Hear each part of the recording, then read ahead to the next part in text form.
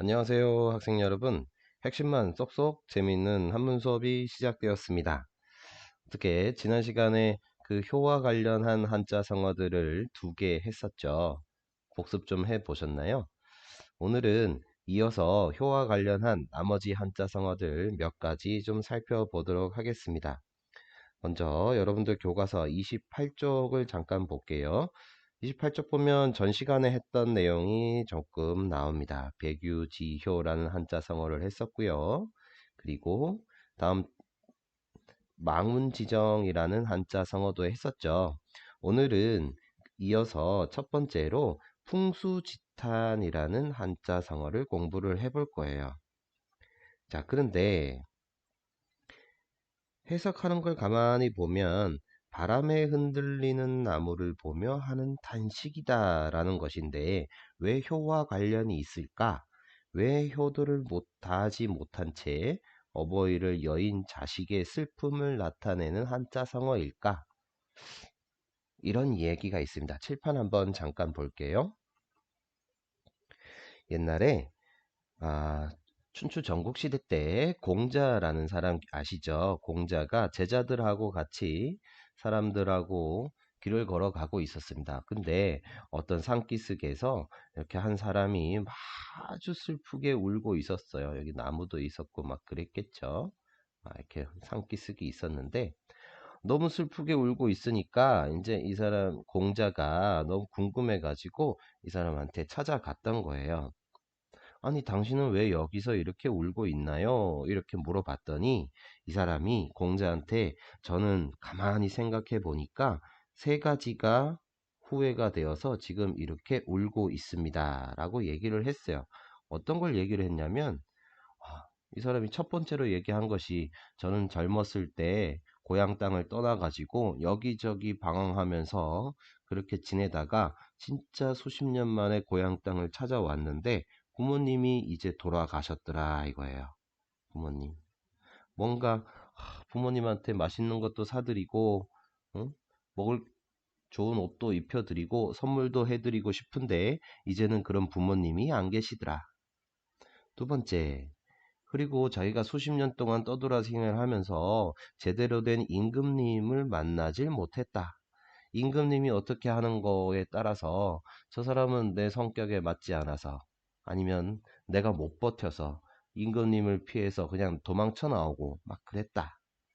세 번째, 그렇게 생활을 하다 보니까 제대로 된 친구, 옛날부터 친하게 지냈던 친구들과도 거리가 멀어졌다. 이렇게 3가지가 너무 후회가 된다고 얘기를 했습니다. 첫 번째 얘기했던 이 대목 때문에 풍수지탄이라는 한자 성어가 나오게 됐는데, 자, 이런 시조를 인용했다고 해요. 한시인데, 자, 수욕정이 풍부지하고 자욕양이 침부대하다. 이런 표현이 있는데, 글자 그대로 한번 좀 살펴보도록 하겠습니다. 자, 여기에서 우리가 풍수지탄의 의미에 나왔던 한자들만 먼저 좀 체크를 좀 해볼게요. 자, 여기에 있는 수라는 글자 있고요. 여기에 있는 풍이라는 글자가 있습니다. 여러분도 같이 동그라미 한번 쳐볼게요.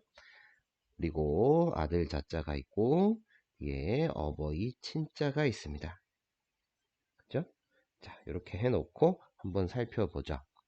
제일 앞에 나와 있는 수라고 하는 글자는 우리 보통 나무수라고 얘기를 합니다. 나무수. 그 다음에 그 옆에 있는 글자, 이 글자는 뭔가를 하려고 하다. 그래서 우리 보통 외우면 하고자 하다, 욕 이렇게 많이 외우죠.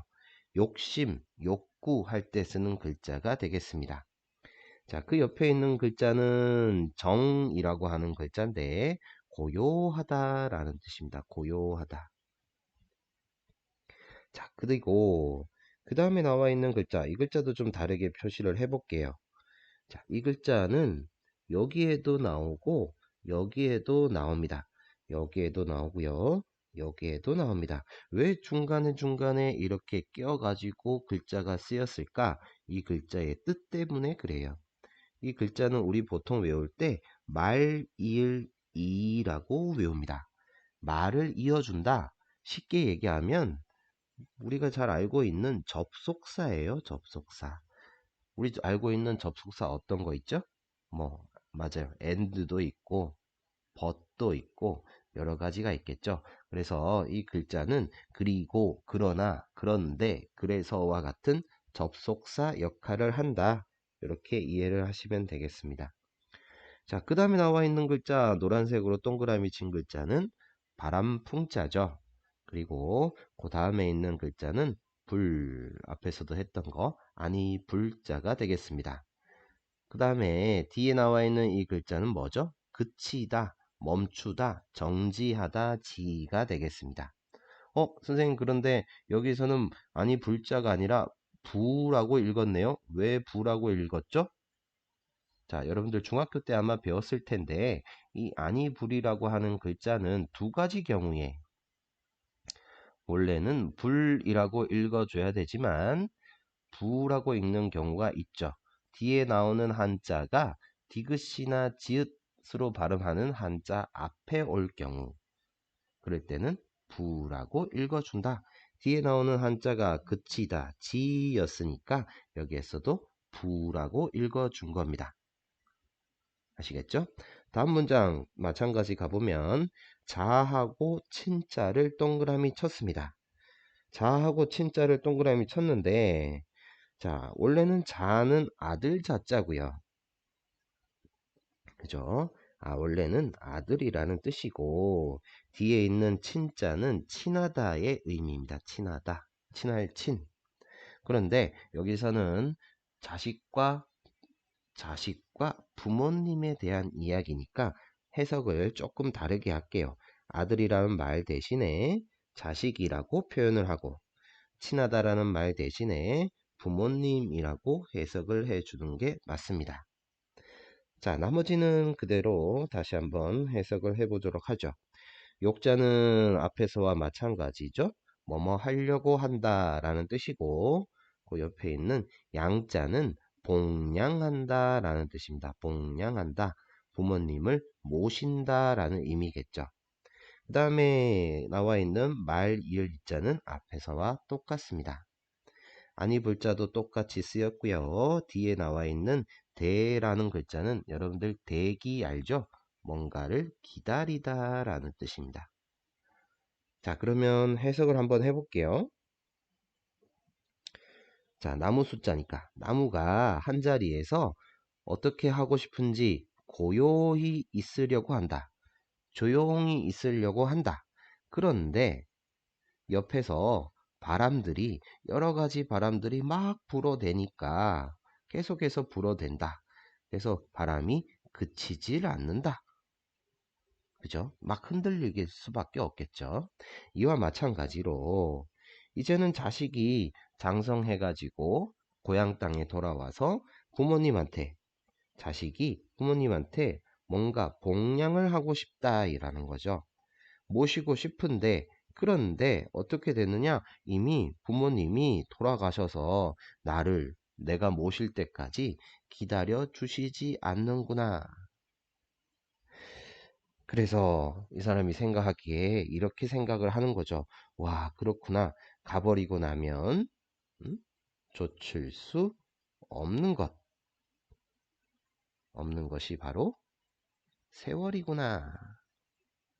그리고 또 가버리고 나면 보지 못하는 것이 또 부모님이구나 라는 겁니다. 저기 아래쪽에는 왜 해석을 하지 않았느냐? 자, 굳이 이 부분까지는 해석하지 않겠습니다. 여러분들 옆에 나와 있으니까 여러분들 제공해드린 자료집을 통해서 참고하시면 될 것 같아요.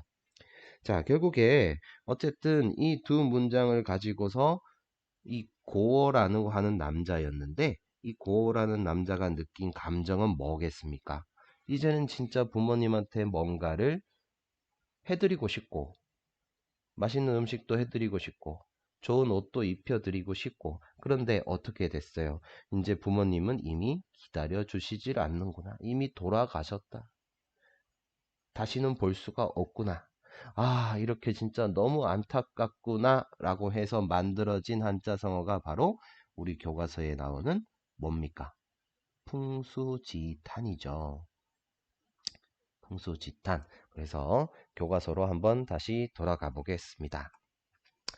풍수지탄 의미를 좀 생각해 보니까 그대로 해석이 되겠죠. 바람, 그죠? 바람과 나무. 바람에 흔들리는 나무를 보면서 느낀 뭡니까? 탄식이죠. 탄식. 아, 이렇게 한숨을 쉬는 겁니다. 왜 한숨을 쉬었다 그랬죠? 이제는 뭔가 좀 해드리고 싶은데 이미 기다려 주시질 않고 돌아가셨구나. 나는 어떻게 해야 되는가? 이렇게 생각을 하고 있는 거죠. 풍수지탄 하면 부모님에 대한 효도, 그리고 부모님을 일찍 여인 자식의 슬픔이라고 할 수가 있습니다. 꼭 기억하시기 바랍니다. 아시겠죠? 자, 여러분들 지금 당장 할 수 있는 효도 어떤 거 있을까요? 이 고라는 남자처럼 후회하지 말고 지금 당장 할 수 있는 효도 어떤 거 있을까요? 네, 맞아요. 아침 일찍 일어나거나, 그리고 수업 시간이 되면 수업 시간에 집중을 하거나, 그리고 어머니 아버지가 심부름 시키는 거 열심히 잘 할 수도 있겠죠. 그죠? 그리고 공부해야 되는 거 있으면 숙제 같은 것들도 열심히 잘 할 수 있을 겁니다. 내가 나중에 돈을 벌어서 효도해 드려야지 이런 것보다도 지금 당장 여러분들이 실천할 수 있는 효도의 방법 어떤 것들이 있을까 한 번쯤 고민해 보는 것도 좋을 것 같습니다. 자, 나머지 다음 한자 성어로 좀 갈게요. 다음 한자 성어는 혼정신성하고 반포지효 이렇게 두 가지가 나오네요. 두 개만 하면 될 것 같은데, 자, 혼정신성 보면 먼저 풀이부터 살펴보겠습니다.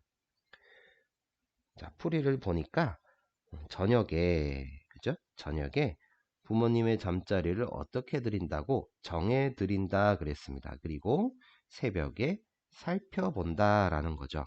그래서 의미 자체가 부모님을 잘 섬기고 효성을 다한다 라고 적혀져 있습니다. 자, 칠판 한번 볼게요. 칠판. 자, 선생님이 먼저 좀 적어 뒀습니다. 혼정신성이라고 읽었었죠? 자, 혼정신성 이렇게 읽어봤는데 뜻을 한번 볼게요. 앞에 있는 혼이라고 하는 것은 날이 저물다 라는 뜻입니다. 저녁이 되었다 라는 거죠. 밤이 되었다 라는 거예요. 밤이 되면 어떻게 되느냐? 정해드린다 이거지. 정해드린다. 어머니 아버지 여기에서 주무세요 라고 하면서 이부자리를 펴드리고 여기에서 주무세요 정해드리는 겁니다. 왜 그랬을까요? 옛날에 온돌방에 어떤 지역은 그러니까 어떤 곳은 좀 차갑고 어떤 곳은 따뜻하고 이런 식이었죠. 그래서 이왕 부모님 주무실 때 따뜻한 여기에서 주무세요 라고 정해 드리는 겁니다. 그래서 이제 밤에 잘 잤어요. 그래서 새벽이 되었어. 날이 밝았습니다. 새벽 신자죠. 새벽이 되어서는 어떻게 했느냐? 신하는 겁니다. 새벽이 되면 아니죠. 성하는 겁니다. 성자의 의미는 뭐냐? 살펴보다 라는 뜻입니다. 살피다 라는 뜻이죠. 살펴본다? 왜 살펴봅니까? 과거에는 밤에 요즘과 같은 병원 의료 체계가 잘 잡혀져 있지 않았기 때문에 밤새 끙끙 앓으시다가 돌아가시는 경우가 종종 있었다고 그래요. 그래서 아침에 눈을 뜨자마자 부모님한테 찾아가서 어머니 아버지 밤새 안녕히 주무셨어요 이렇게 인사를 하는 것도 효도의 한 방법이었다라는 거죠. 이런 정도면 여러분들 지금 당장 실천할 수 있을 것 같은데요. 그죠? 오늘 아침에 일어나자마자 안녕히 주무셨어요. 인사해 본 사람 있나요? 자, 오늘 밤에는 어머니 아버지 여기 침대에서 주무세요. 그리고 내일 아침에는 어머니 아버지 안녕히 주무셨어요. 이렇게 인사를 해보도록 합시다. 자, 이런 것 말고 또 비슷하긴 한데 날이 저물면 정해드리고 새벽이 되면 살펴보고 뭐 할 때는 뭐 하고 뭐 할 때는 뭐 하고 이런 식으로 만들어진 한자 성어 하나만 좀 더 적어 볼게요. 여러분들 많이 들어봤을 텐데 뭡니까? 출자죠. 출 나갑니다. 그죠? 날출. 집에서 외출을 하는 거죠. 외출을 할 때는 어떻게 하느냐? 필, 필자는 필수할 때 필이니까 반드시 필자입니다. 나갈 때는 반드시 어떻게 하느냐? 곡 해준답니다. 곡. 자, 이 글자는 알리다 고라고 하는 글자인데 여기에서는 고라고 하지 않고 곡이라고 읽어줍니다. 왜냐하면 나보다 나이가 많으신 연륜이 많으신 어른들한테 청해가지고 알려드리는 걸 뵙고 청하기 때문에 곡이라고 읽어줍니다. 그 다음에 나갔으니까 이제 반 해야겠죠. 반자는 무슨 의미입니까? 돌이킬 반 이렇게 외워서 반대라는 뜻이겠죠. 아까 전에 나갔으니까 이제 돌아왔다라는 거겠죠. 돌아와서는 반드시 어떻게 하느냐? 면해준다라는 겁니다. 면. 면자가 무슨 면자죠? 얼굴 면자입니다. 얼굴면. 안녕히 저 나갔다 올게요 인사하고 그리고 돌아와서는 무사히 잘 돌아왔습니다. 어머니 아버지 저 돌아왔어요. 이렇게 인사를 하는데 어떻게 한다고? 반드시 얼굴을 보여드리면서 인사를 해야 된다라는 거죠. 그래야 부모님이 아 오늘 아무 일 없었구나 라고 안심하실 수 있다 이거예요. 자, 여기 지금 6글자 적었는데 우리는 4글자로 줄여서 가운데 있는 필자를 없애가지고 우리는 보통 뭐라고 합니까? 한글로 그냥 할게요. 출곡, 반면 이런 한자성어로 표현하기도 합니다. 해석 한번 해볼게요. 자, 해석 한번 해봅시다. 앞에 것처럼 날이 저물면 이부자리를 정해드리고 그리고 새벽이 되면 잘 주무셨는지 살펴본다. 그리고 집에서 외출할 때는 반드시 알려드린다.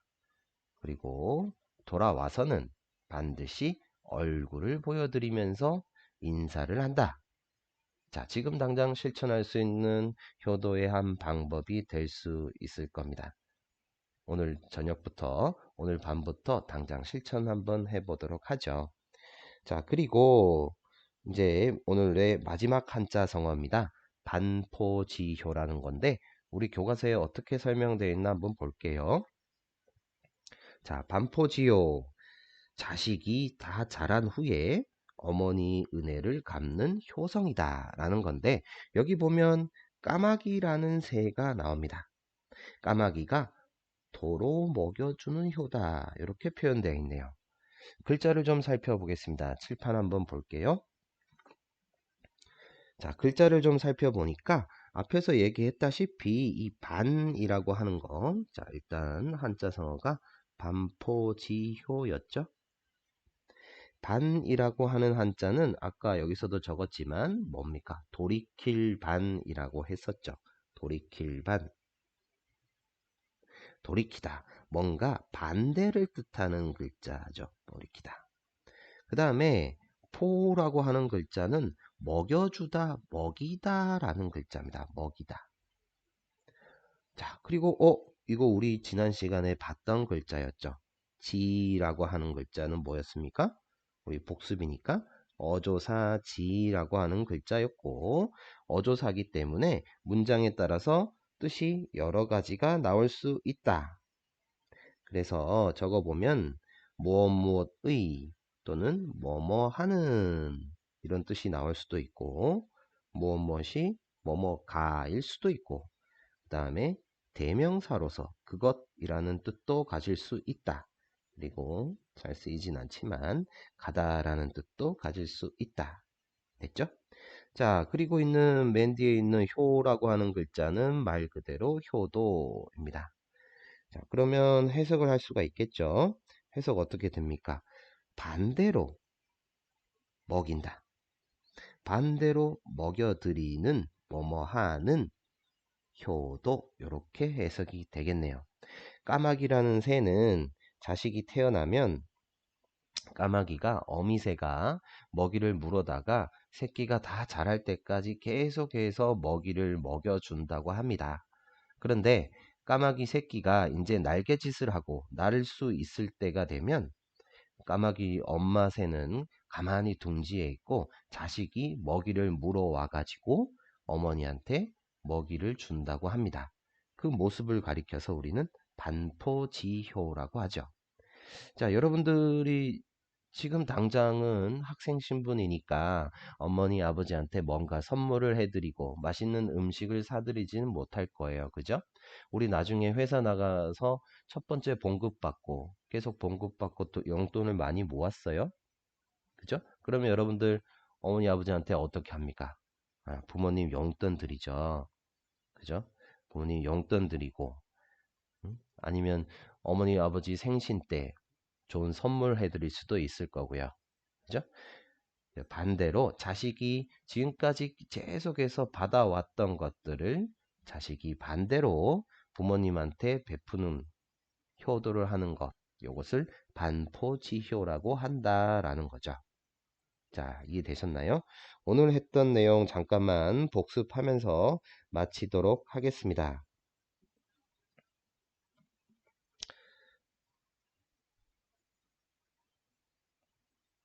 자, 잠깐만 복습을 하면서 마치도록 할게요.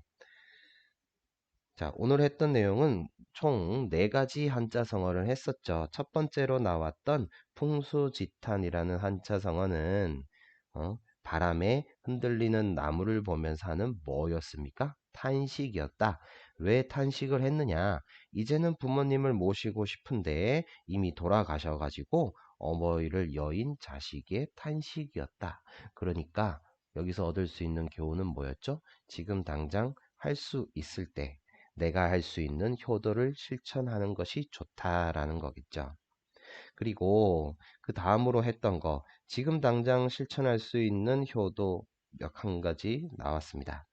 혼정신성이라는 한자성어였죠. 날이 저물면 이부자리를 정해드리고, 새벽이 되면, 눈이 깨면, 아침이 되면 잔영이 주무셨어요 라고 인사를 하면서 부모님을 살펴봐 드리는 거, 요것이 혼정신성이었다. 이것 말고 우리가 또 다르게 표현했던 거 뭐 있었습니까? 그렇죠. 출필곡, 반필면 있었습니다.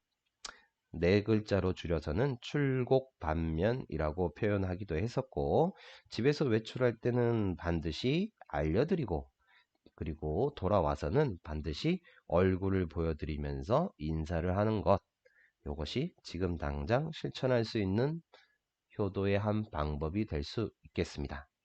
다음 마지막으로 반포지효라는 말이 있었다. 반대로 먹여드리는 효도다.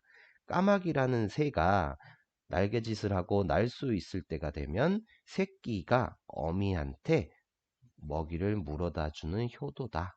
여러분들이 직장을 잡고 돈을 벌면 아마 부모님한테 용돈을 드리는 것처럼 한낱 미물인 이런 짐승들도 그런 효도를 실천했다. 그러니까 우리도 그 모습을 본받아서 우리도 지금 실천할 수 있는 효도를 행하자. 이런 의미로 이해를 하시면 되겠습니다. 자, 오늘 수업은 여기서 마치도록 하고요. 여러분들 남은 시간 동안 한자를 직접 한번 써보면서 오늘 효와 관련한 한자성어를 직접 익혀보시고, 그리고 내가 지금 실천할 수 있는 효도의 의미에 대해서 한 번쯤 고민해 보시기 바랍니다. 오늘 고생하셨습니다. 우리 다음 시간에 만나요.